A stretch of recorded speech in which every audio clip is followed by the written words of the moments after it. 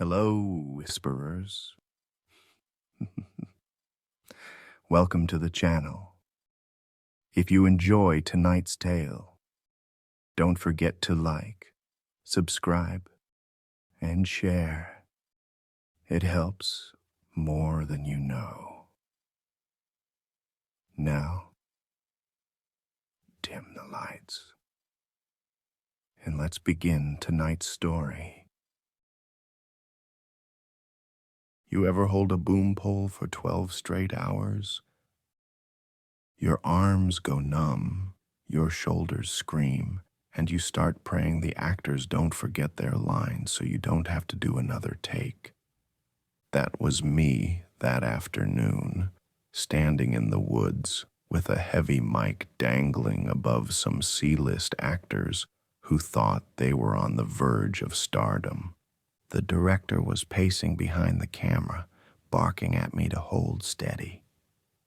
The fake fog machine kept choking out sad little wisps. It was all so cheap. But I needed the paycheck. Rent doesn't care about art. We were shooting the climax, the survivors cornered, one about to get mauled by zombies. The extras were already in makeup, latex scars, rubber intestines, grease paint blood. Half of them had been standing around drinking Monster and chain smoking between takes. I remember thinking, God, it's going to be another long night.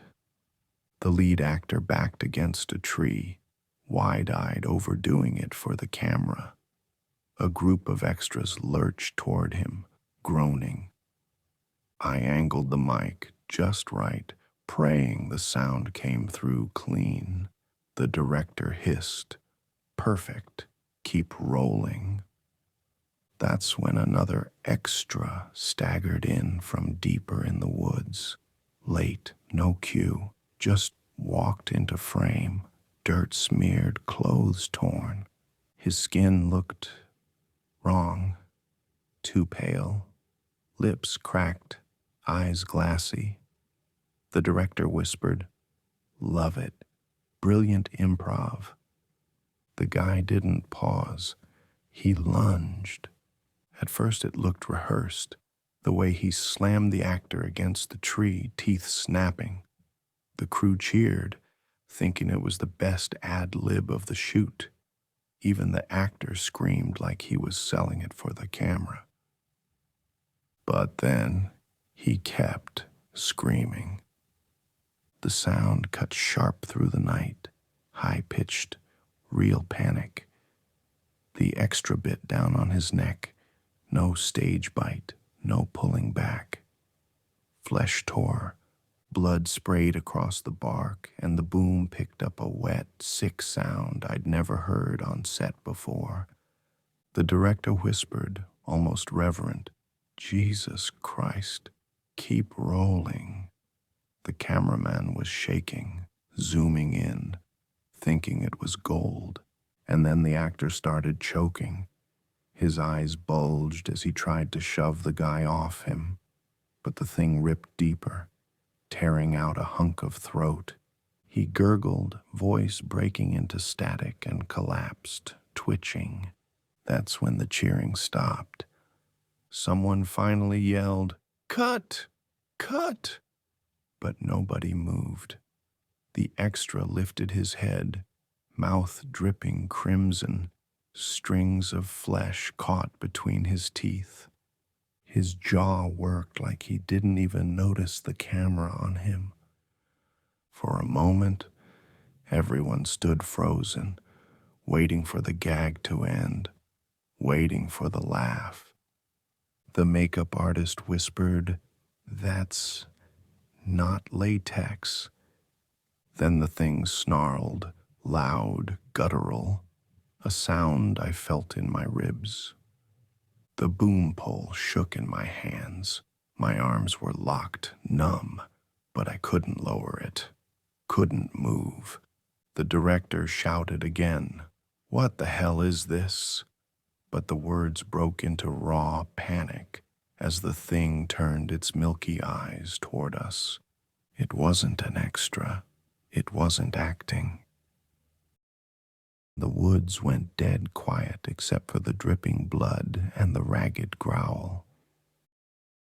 And then it started walking toward us. We ran. No call of cut, no reset for another take, just raw screaming as everyone bolted in different directions. Cameras toppled, tripods snapped, cords tangled around our legs. Someone clipped my shoulder, and I nearly dropped the boom pole. I held onto it like a lifeline. We piled into the equipment truck. Me, the makeup girl, 2 PAs, and the director, who shoved his way in last like he owned the air. Someone slammed the door, and for a second, the only sound was our ragged breathing. Then faintly, outside, the groans, more of them. The director pressed a hand to his chest, sweat glistening, still trying to pretend he had control. We keep the cameras rolling," he stammered. "Do you understand what we've captured? This is art. This is history." The makeup girl snapped. "That wasn't a stunt, you idiot. He's dead. They're eating him." As if on cue, a scream bled through the thin truck walls, one of the grips who hadn't made it inside. A wet tearing sound followed, louder than I wanted to believe possible. No one spoke after that. The PAs fumbled with their phones, no signal. I pressed my ear to the side of the truck and heard shuffling, groaning, the scrape of hands against the metal. They were circling us. Then the lights flickered. Not inside, the big floodlights outside, the ones rigged to the generator. A dull hum vibrated under the ground. When the lights dimmed, the groans swelled. I swear they moved closer every time the bulbs faltered. "We can't stay in here," I whispered. My voice sounded foreign. "When the generator dies, we'll be blind. They'll pull us apart." The director shot me a look like I'd insulted his mother. "We can use it. Think about it. The flickering, the shadows, the chaos. This will be the greatest horror film ever made." The makeup girl spit at his feet. "You're insane." The walls rattled, the horde testing the truck. A low bang echoed from the side door. Metal groaned. The PAs started crying. One of them whispered a prayer. That's when we made the mistake of opening the back. The idea was to sneak out, fuel up the generator, and maybe grab the walkie we'd left by the director's chair. But the second the latch lifted, cold air rushed in, and with it came the stench. Rot, copper, the smell of blood soaked in pine needles. A hand shot in, gray fingers clawing at us. I swung the boom pole down on it. Crack, and the thing reeled back just enough for us to spill out. The woods were alive with movement. Dozens now, maybe more, staggering between trees and lights. Their shadows stretched tall across the fog, flickering every time the generator coughed. We ran for the lights. The makeup girl grabbed a gas can. I kept the boom pole raised like a spear. The director, God help me, was carrying the camera, still filming, muttering about composition. We reached the generator. It was sputtering, the gas low.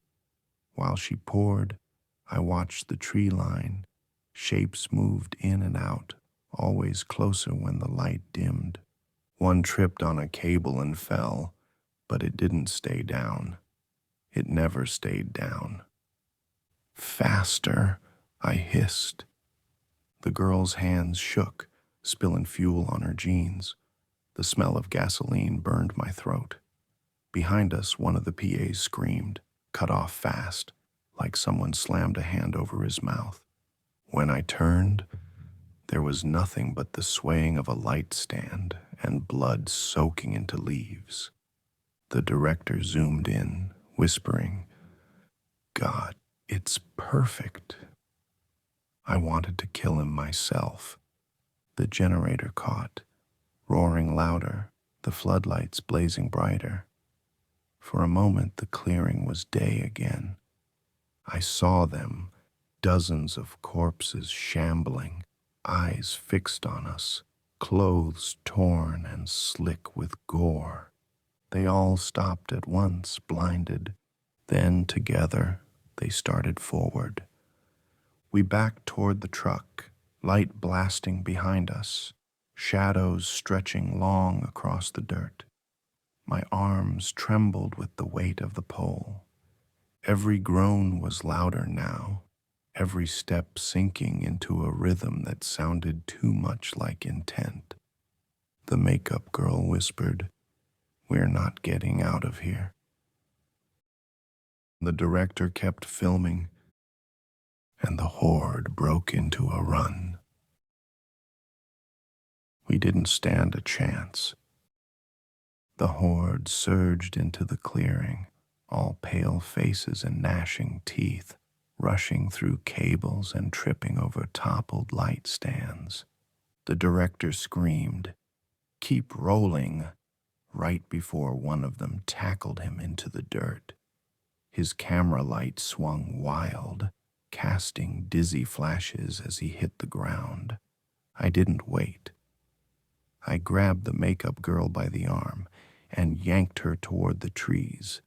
The boom pole trembled in my hands, more like a talisman than a weapon. We crashed through the underbrush, branches whipping our faces. Behind us, screams overlapped, one high, one guttural, then cut short. We weren't a crew anymore. We were prey. The forest was a maze of plywood tombstones and half-finished set pieces. Fake graveyard, foam coffins, styrofoam crosses stabbed into the soil. The kind of cheap backdrop meant to look creepy on camera, but laughable in person. Now, with the floodlights flickering behind us, it felt wrong. It felt too close to real. We stumbled into one of the prop sheds, a flimsy wooden shack packed with costumes and weapons for the extras. The girl slammed the door behind us. We leaned against it, gasping. "Jesus Christ," she panted. "They're everywhere." The shed stank of latex, spirit gum, and old sweat. Rubber machetes lined the walls, plastic rifles in milk crates. A foam axe lay at my feet, all useless. But then I noticed the rebar. Someone had used it to reinforce the fake gravestones, bent into crooked crosses. I jammed one through the rubber axe handle, tightening it until the flimsy prop had weight. It wasn't much, but it was something. The girl dug through a kit bag and came up with scissors, long, heavy-duty ones. Her hand shook, but she held them tight. Better than nothing. We stayed quiet, listening. Outside, footsteps shuffled. Groans rose and fell like the tide. One dragged along the wall of the shed, fingernails scraping wood. The director's voice floated through the night, distant, broken, beautiful. It's so beautiful.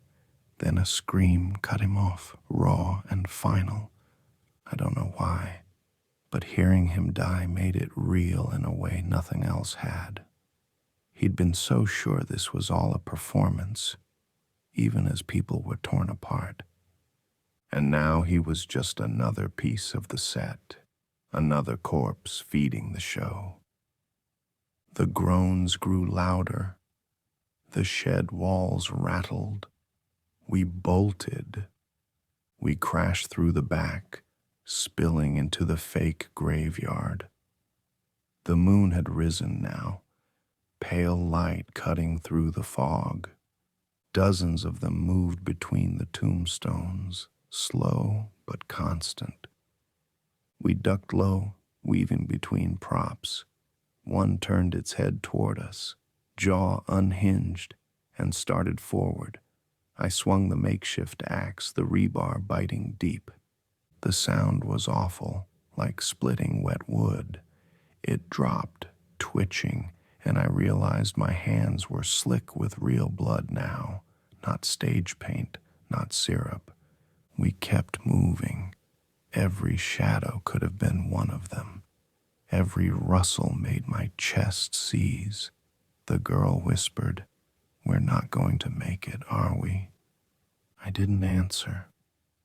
We pushed deeper into the woods, away from the lights, away from the set. But it didn't matter. There were too many.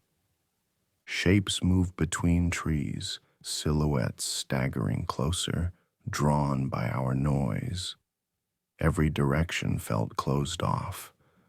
The girl tripped over a fallen light stand, cutting her leg. I hauled her up, but the blood was pouring fast. She tried to joke. At least the gore's authentic now. But her voice cracked, brittle. Somewhere behind us, a PA screamed again. For a moment, I thought he'd survived. But then the scream turned into gurgling, and I knew he hadn't. By midnight, it felt like we'd been running forever. My arms ached from gripping the pole. My throat was raw. We weren't survivors. We were just the next act. That's when we saw it. A massive oak, older than the rest, its branches twisting high above the fog. The girl grabbed my arm, pointing. "Tree, we climb. It's the only way." She was limping, dragging the scissors, her face white as the moon. The dead were closing in behind us, stumbling through the fake tombstones. I looked at the tree, looked at her, looked at the endless horde pushing closer, and I realized one of us might make it, but not both. We didn't make it to the oak together. The girl's leg gave out halfway there, her scissors clattering into the dirt. I tried to pull her along, but the groans were everywhere now, bodies pushing through the fog, arms outstretched, jaws snapping. She shoved me hard, eyes wild. "Climb," she hissed. "Just climb." I froze, shaking my head, but she was already turning, limping straight at the horde with a scream that split the night. They swarmed her in seconds, a mass of hands and teeth. Her voice cut off in a wet choke. I ran. By the time I reached the oak, the dead were on my heels. I jumped, scrambling up the bark, the boom pole strapped across my back like a weapon I'd never use again. My hands slipped, bark tearing my palms, but somehow I hauled myself onto the lowest branch. And then higher, I climbed until my arms shook, until the branches bent under my weight, until the ground blurred into a seething carpet of movement. They gathered beneath me, dozens, maybe hundreds now, staring up with blank eyes, fingers clawing at the trunk. I pressed my back to the bark and tried not to breathe. Hours crawled. The moon arced overhead, shadows shifting as they milled below. They didn't tire. They didn't wander off. Every creak of the branch felt like it would give me away.